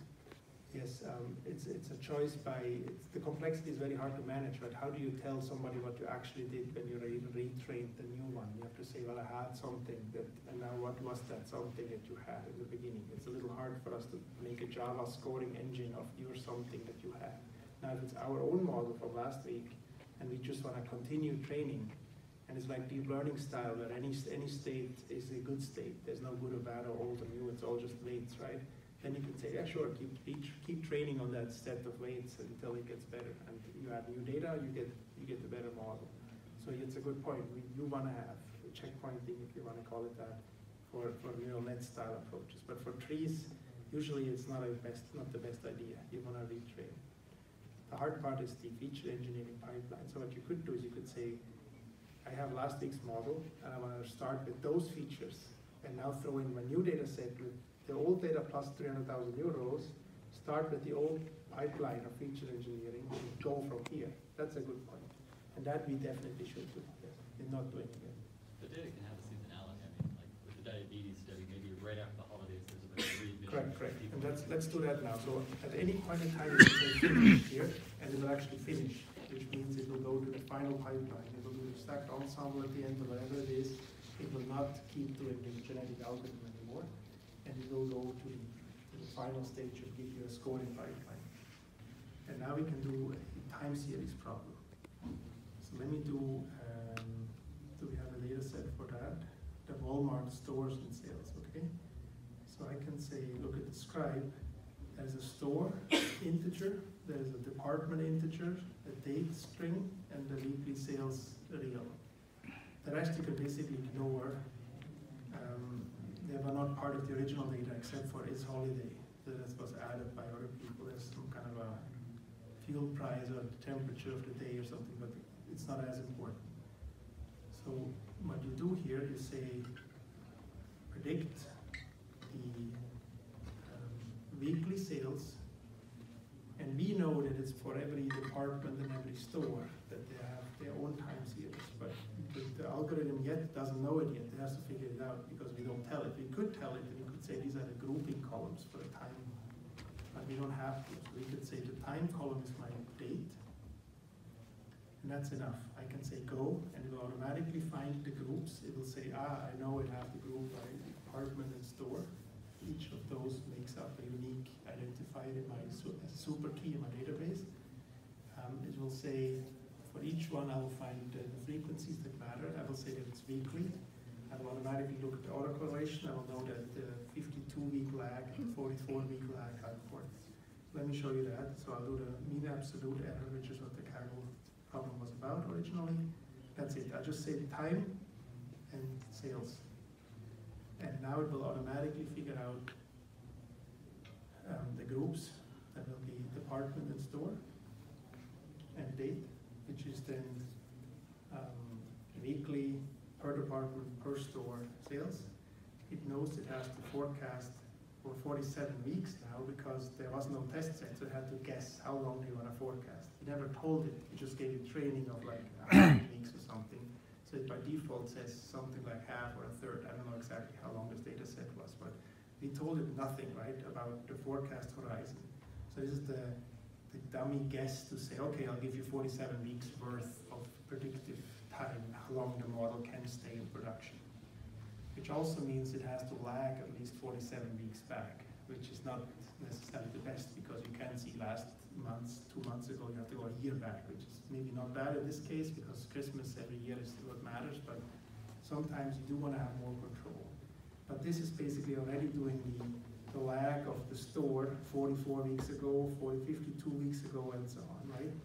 It's picking out the store price. For every store, it will say, okay, what was it a year ago? But not yet by store and department. And that will soon come most likely. When we keep waiting, they will find the interaction of store and department to be a good thing to group by and to compute lags based on that. The reason for that was there's 3 types of Walmarts and they determine the square footage. So there's like Sam's Club, Supercenters, and regular. So that's why the store determined. Yeah, here we see now it's the department and store together. And then the year ago, that's the best feature. So Christmas every year for this specific store and department. Then drop you can also zoom in here if you want to see what's going on, what's going down. And here you see a rough idea of what's going on here. There's 100 samples just to get an idea how linear the actual versus predicted is. Now, let me do another one where I say I do the same thing, but this time I'm a little bit more of an expert. I give the test set 2, which gives me an idea how long to predict for, because the test set is 39 weeks. I also have a weight column. This is the sample weight, which is 5 if it's a holiday and 1 if it's not a holiday. So they actually care more about predicting sales for a holiday because you don't want to run out of toys on Christmas, right? You want to be better for that stuff. So they care more about that. And the time column, I don't need to say what it is. I can just say auto. And if there's multiple time columns, it will automatically pick the one with the biggest span. But normally, I mean, there's not too many time columns that you have. It will find which one is the time column. And now, unfortunately, because this is like that, I cannot say what is the rest of the time series properties because I haven't told it what is the time column. So this is the other easy mode where you just say, figure it out for me. But let's say I want to help it and I say, okay, it is the date, that's my time. Now I can go here and I can say, what are my time group columns? I can say group by store and department and date. Now this means for every store, department, and weekly sales, that's my value that I have, and then these are my entities in my time series. Like I make a special model that's consisting of these entities. So for every store and department, I have a time series. And the date has to belong to this grouping column. If you don't add date, it will automatically add it later. So you can just say store and department is all I care about. Now it says how many weeks do you want to predict? And it automatically selects 39 weeks. So there is no way yet to say 62 here. I can type it in. It's just what it is. So if you want to type it in, you have to do it in Python. There's a Python API, there's a Java API, there's an R API. So you can command line this thing. You don't need to like click all the time. It's just for demos, right? But there's a full client server API. I can now go to expert settings and say, okay, give me an idea of what's going on. So the more yellow it is, the better. It will automatically tell you if I do only 3 weeks of prediction with a gap of 4 weeks, it's not that great. What I can say, the gap is up, down. So I can say I want to have 2 weeks of gap and I want to predict for, let's say, 35 weeks. And now this is how it looks like, right? Here is a 2-week gap, 35-week test, holdout, and 105 weeks of training. So it gives you kind of an idea how it looks like. But I can say I do a 4-week gap. But the reality is it was 0 gap and it was 39 weeks. That's what the test set was, because the test set followed the training set immediately and was 39 weeks long. So this is what it should be if I trust the test set. I gave a test set for a reason to say this is what I care about. And the period is weeks. So now this is my expert mode, but like I said, I don't have to do any of this. I could have just said nothing here, auto, and I could have just said no time column, also auto. found the same thing. It will also have figured out everything. And now I didn't do mean absolute error. I can also do median error rate or mean absolute percent error or symmetric mean absolute percent error. All kinds of metrics that are specific for time series forecasting or sales forecasting, like Zillow house price and so on. They care about the median error rate, right? So if the house price is off by 3% on average, median, not average, then that's the interesting number. So every second time I'm worse than 3%, every second time I'm better than 3% off. Don't care if it's below or below, above or below error. I'm just within 3% of the actual house price in 50% of the cases. So that's a median error rate. So this guy is now running, the other guy is running too. There's another two other runs are running, right? One is the Paribas, which is now fitting the ensemble pipeline, final ensemble. So it has to the feature engineering and all these orange things, whatever it deemed was important after these few iterations. We already are killing it early. We said stop it, finish it. I didn't abort it, I just said finish. Finish means finish. You can click twice and then it'll kill it. Kill-9 subprocess gone. So in this case, you'll get a model build of these things here. It's probably not that great because it's at 46. If you wait a little longer, it'll be 44. And then the logos gets, in the end, 42.9 in the final private test set in Cargo, which is 10th place. So let's go back to the last one we just started. So it's also figured out the 39 weeks and the store department and so on because we gave a test set. And now it also says, okay, department and store 44 weeks ago, 52 weeks ago, and 45 weeks ago. So you're right, there was some kind of aliasing where the 44 and 45 week ago was both important. Maybe the reality was 44 and a half was important because that's exactly how long it is, like whatever, Easter was or even Christmas or something.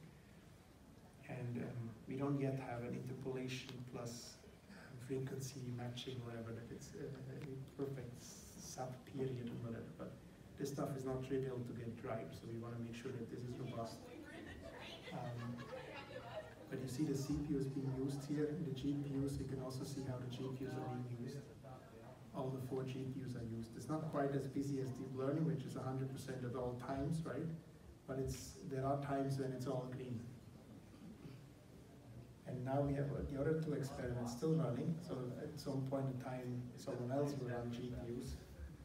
Now you see there's the exponential weighted moving average of the alpha decay of 5% per period, and then it does a 0th order exponential weighted moving average, which means it's the moving average of the actual values, not of the derivative and not of the second derivative, but the 0th, that it means the actual values. So let's say you have 5 different lags here, 44, 45, 51, 52, 53. Those, or actually it's around 105 as well, which is 2 years ago. So we have these 6 numbers. So we now take the moving average of those 6, but we look at how far they are apart from each other. So if the 4 are close and the 5th one is far away, then that guy gets counted less, right? It's a decay, an exponential decay envelope on top of those values. So you get kind of the closer ones matter a little bit more. And this exponential moving average of the last 2 years, that average over the per store, per department sales is the best predictive field. What is the problem? The feature frequency department? That's the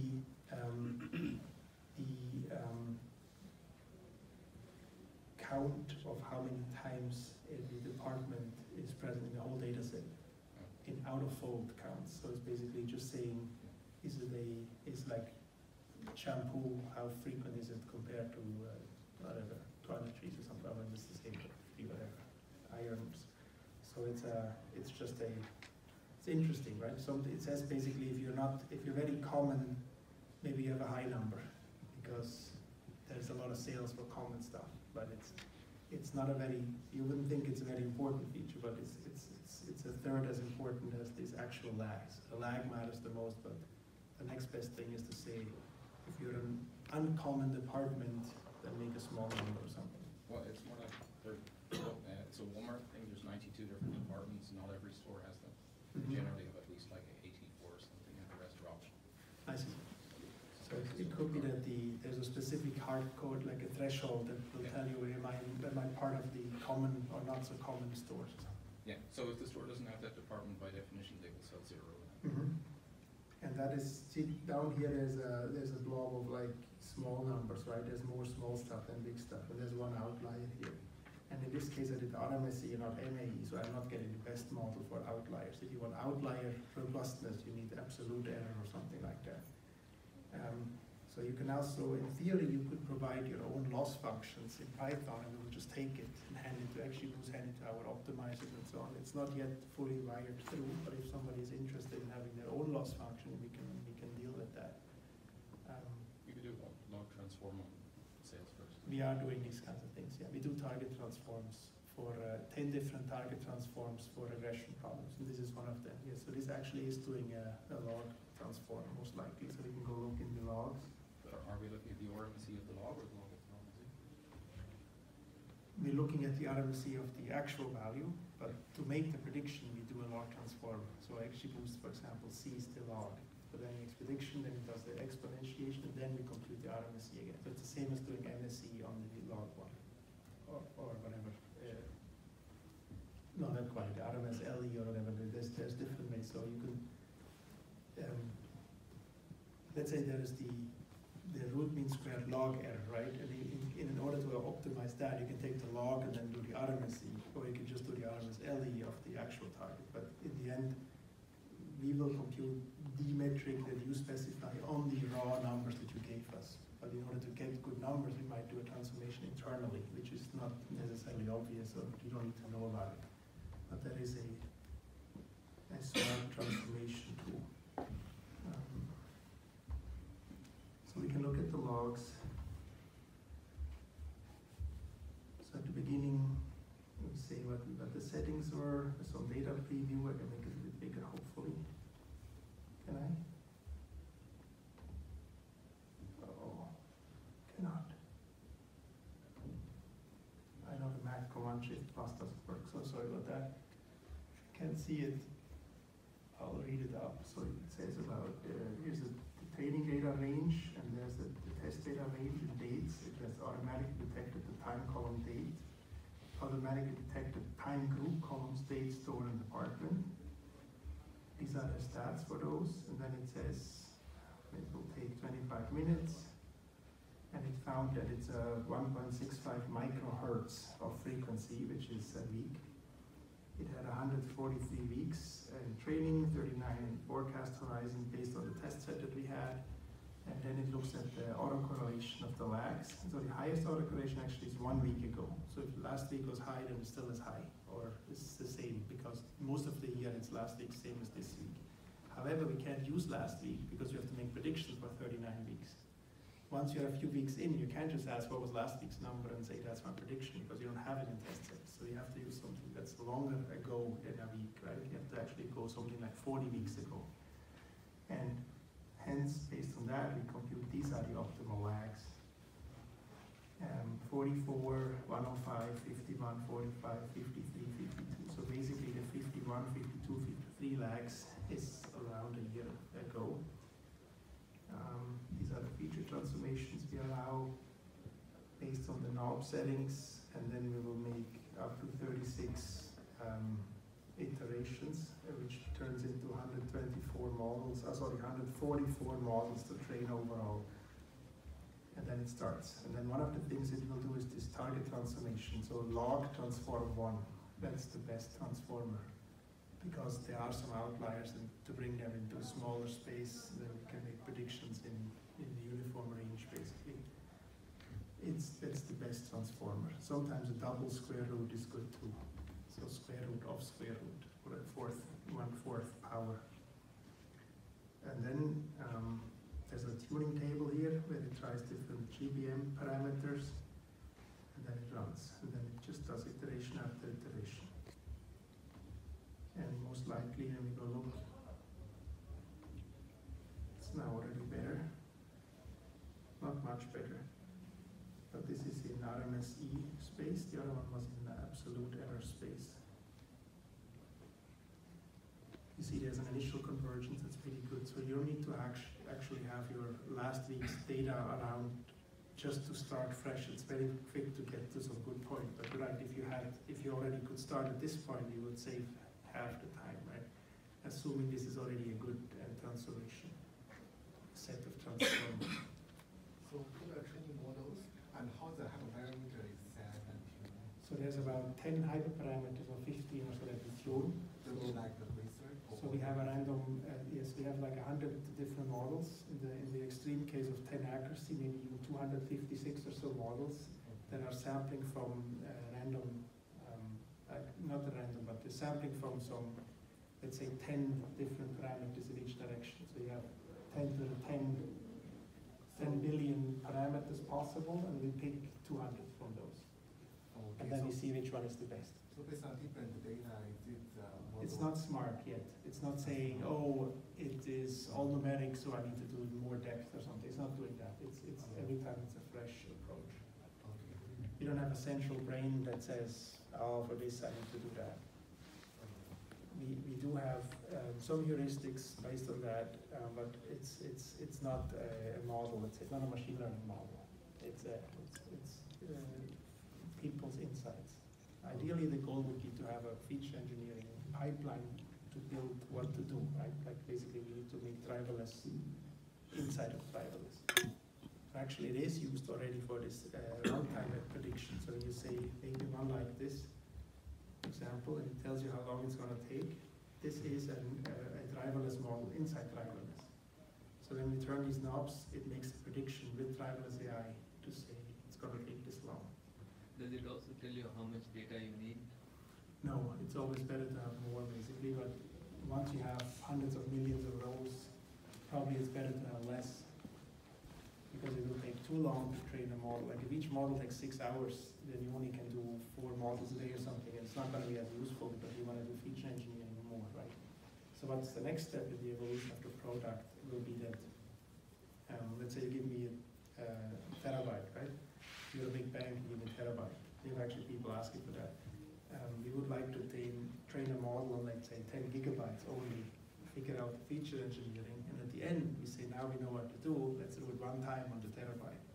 So we column out transformation, each feature one at a time, in 200 gigs of RAM, all this stuff.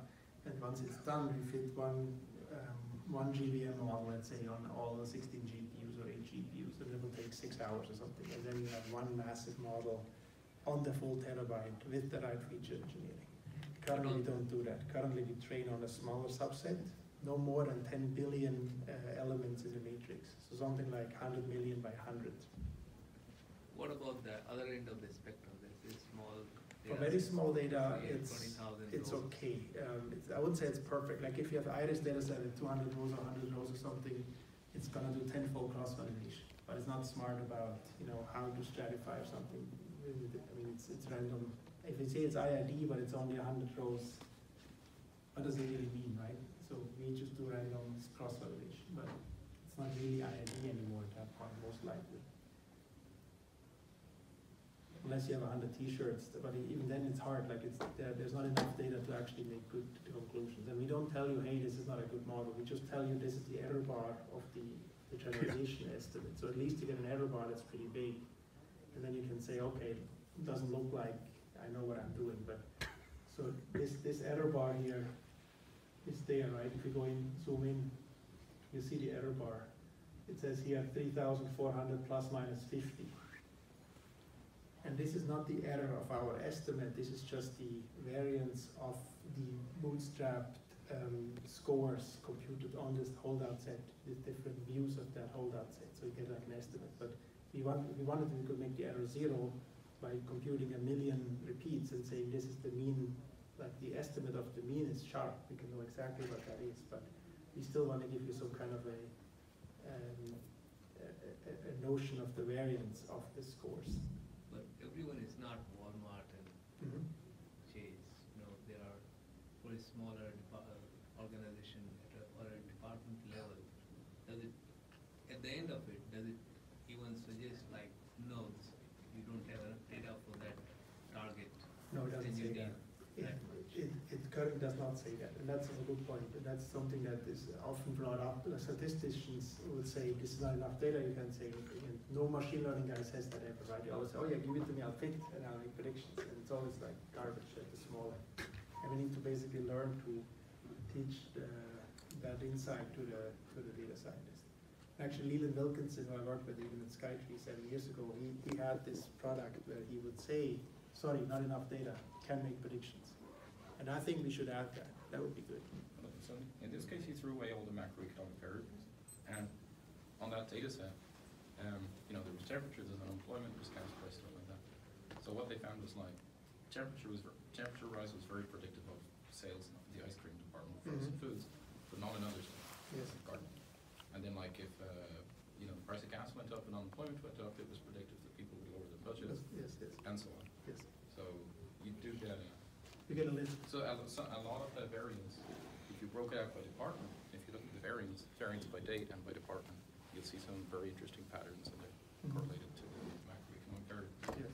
Yeah. So I mean, that's why like even if you have 50 years of same store sales, it's not going to help you because the biggest variables are macroeconomic. Yes, and they're not repeating themselves that easily. Yes, yes. So the best thing we can say is give as much data as you have and retrain, but we don't help to label, for example. There should be a semi-supervised or a human in the loop kind of approach where you say, hey, this data is the one data that we would love to have a label for because we don't have, this is the role that you should label, please. And then it's really helpful because then the model can make a better decision around it. We don't do that yet, right? We work with customers, or one customer specifically that we build a vertical for that is specifically doing these kinds of things to enrich the data where it's most important so that it can become much better at predicting. And we actually have something in here for imbalanced data where it's similar. So if you have a highly balanced data set, let's say 1 in 100, we automatically do something smart where we take not just we don't just downsample the majority class and keep all the minority, but we also do a smart downsampling where we keep the right guys from the majority, not just the random guys. And that also helps a lot with the decision boundary. But I mean, in the end, it's all small, right? If you're a business and you want to make marketing letters, who cares which one you pick, basically. You just need something that's not make gross negligent errors like overfitting on the wrong stuff or missing something totally. But if you're a fraud department, then you want all these little tricks. So our goal is to be highly competitive in accuracy and speed, but sometimes, of course, building thousands of models is more than you need. Maybe you have the smartest data scientists in-house that know exactly what the domain is. All you want to do is fit one model. And then H2O open source GVM is fine, right? Because you can build this on a terabyte in a 100-node cluster, throw the data in, you said fit one time, or 100 times, whatever, you can do it. You can run it for a week and just do parameter tuning with H2O AutoML, which we also have. H2O AutoML is the open source version of this without the feature engineering, basically. And it will tune everything and will tell you this is the best model. And you can even stack different views, random forest neural nets, GVM, XGBoost all together, and you get a good ensemble of all these models in a Mojo Java pipeline you can deploy. But then you hope that your feature engineering is good enough, basically. Now this will tell you if your feature engineering is good enough, right? Because it is out of the box a competitive solution. We've seen people get promoted after they ran this to win their data science competition, right?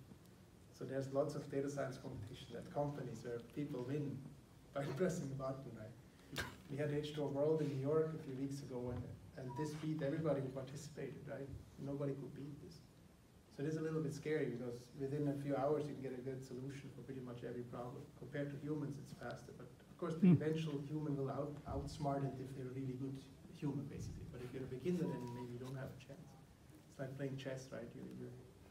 This is the first version of a chess robot, let's say, from the 80s. Maybe it wasn't as good as the eventual Blue Gene, but it still is better than most beginners.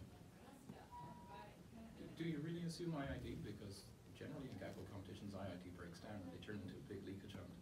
Whether it's like all even rows, rolling Yes, X's. that's why it's hard to win Kaggle with this, right? Because people still abuse the test set hard.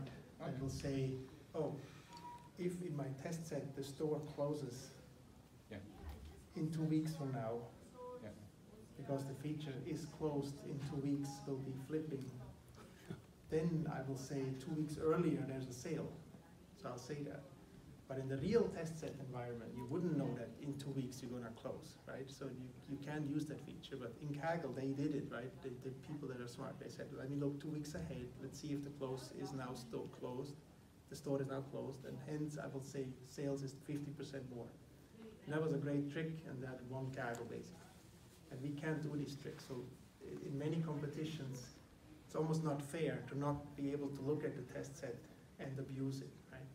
We're just looking at training. So if there's a shift, it's either time series or it's IID. We don't have anything in between. We don't have a go and abuse the test set mode, because you wouldn't be able to do this in production. Things like the ordering of categoricals, That we do, yes, we do. There are some of those, right? Yes, but that there might Sorted be a weak, label encoder and stuff a like weak that. correlation, yeah, between Yes, the yes, ordering of yes, categories. yes, correct. Yes, there are such things, and target encoding is something like that. It says, let me look at all the zip codes and tell me age or prediction of or whatever, the mean income or age or other columns as a function of group. So not just the target that you can group, compute mean target as a function of a group, but you can also compute other groups or other numeric columns as a function of the groups, right? So I can say, you give me age and income and zip code, and you're supposed to predict, let's say, the number of cars. I can also just compute the mean age per zip code instead of just the mean number of cars per zip code. So I can compute all kinds of numbers from each other. We're basically just going wild on the X matrix, but we're leaking in some Y as well, carefully. And the pipelines that are fitted are all leakage free, right? So you're fitting on an 80-20 thing, you're fitting only on the 80, you're not looking at the 20. But then later when you use that for modeling, you have to make sure that you're not using the 20 for modeling on the 80 and so on. So it has to be, these pipelines have to be clean. All the splits have to be consistent.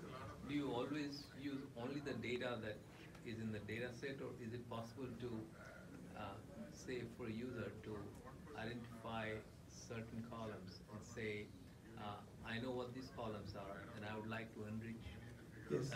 add a few additional columns from public data sets? Yes, so we have a prototype for that. I'm not sure I can find it. Data augmentation, H2O.ai, I think, yeah. Okay. So you have a, well, let me see if I find something. So on a stock market or something, you were able to add your, whether it's a long weekend or not or something, or whether it's S&P 500 is up or down or something. That was just like a toy example. And so now the gray columns are the ones that are the enriched data additive features, basically. So you can, as a user, once you provide the proper API, we can say, well, let's say you want to have a zip code lookup map that you give us 10 columns per zip code. We can automatically join that in. Stuff like that. But that's at this point you could also just do the outside driverless within your data set and then give it to us, right? So the question is where is the line? You do it Yes. because there's so many data sets and Yes. it's centralized. in Yes, one place. exactly.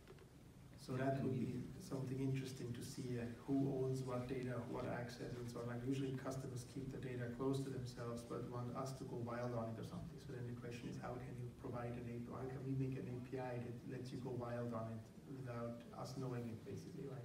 You have to make a very generic solution that works for everybody. So that's good feedback. Is all the attempts that are made, are these my data or will they become It's all your data. We never see it. even the attempts and the Yes, results, the yes, variances? Yes, yes. It'll learn from you. But we could ask you to learn from you. If you say yes, it might learn from you, then help you too, right? So there's an opportunity to give you better models by letting us see anonymized stuff, like these settings were much better than these settings or something. Right now we don't, right? We have to do it ourselves. We have to run these experiments ourselves, and then we have to basically learn from our own experiments. That would mean sharing my operating data. You could if you wanted, and we don't have a way for it yet, but if you wanted to, you could say, look, I turned the knobs like this on my data set with this many categoricals or whatever, and this came out to be so-and-so, right? And then we could say, okay, now all the other 500 customers did it also, and that overall was much better if you did this and this, so we could suggest a better default for you, let's say. Right. So there's definitely opportunity to make this H2O brain, let's say. But we have to put a red eye on it, call it the Terminator. But yeah, we're far from general AI, right? This is not general AI, it's just machine learning. But every step, of course, is helping to make some better informed decisions. Does it expect it to be, the data to be in a certain format? It's just a columnar table right now. So JSON is not as good, right? If it's Parquet, then there could be JSON equivalent structure, nested structures inside Parquet that is not well taken care of. So it should be a columnar data set. Okay. With strings, numbers, missing values, text fields, all that stuff, but no images, no audio files, no videos. It's really just a bank, insurance, So I can just market pay. feed in the raw data, right? It's I don't have to worry about cleaning up my data. Correct. Is You my don't, question. better not basically, unless you know that it's like wrong, then you have to fix it. But you don't need to impute missing values yourself and say, let me take the mean or something. That's not a good idea in general. So it's better to give it to us as it is, unless you have better data that you can give us, right? But you give the best you have in a tabular form.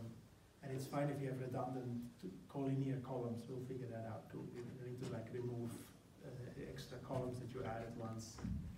It's not your problem to basically clean it up. You can handle that. How do you treat missing imputation?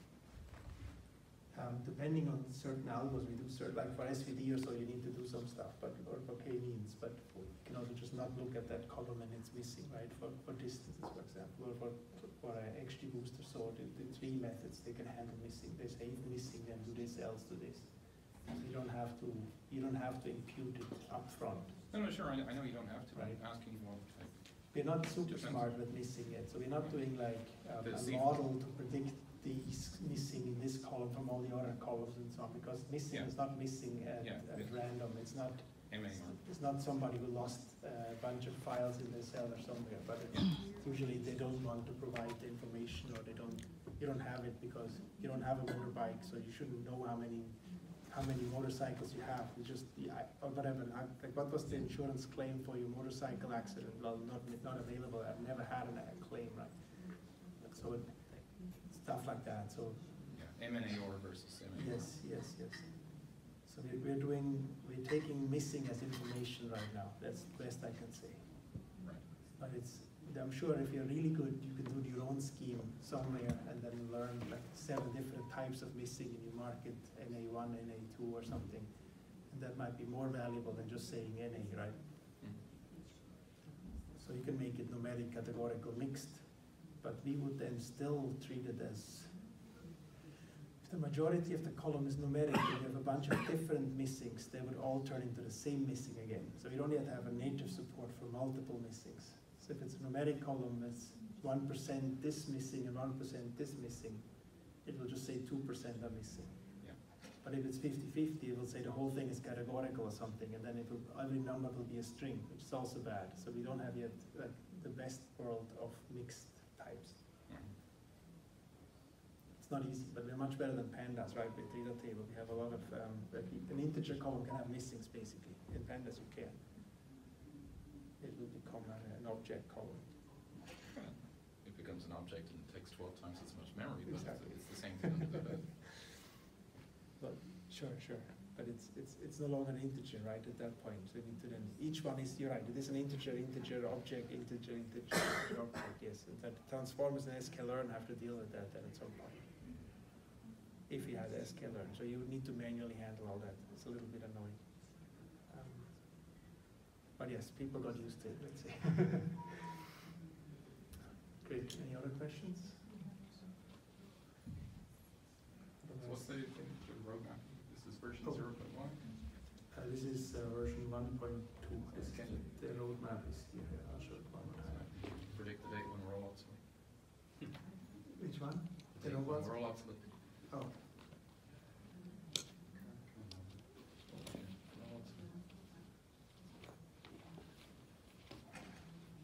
So we have more on the roadmap.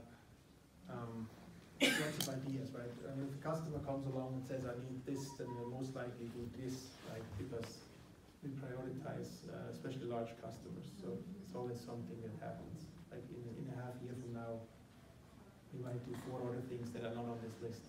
Obviously, there are only 3 things that haven't been done yet. Most things are done. So there's a lot of ideas. Thank you. But the pay-as-you-go on the cloud, that's a cool thing I heard about today. So we'll make it like not prohibitively expensive, right? It should be. If somebody wants to try this, first of all, you get a 21-day free trial. Anybody can just download the trial, and then usually when you have follow-up questions, you can extend that and so on. So you can go ahead and try, download it today, play with it.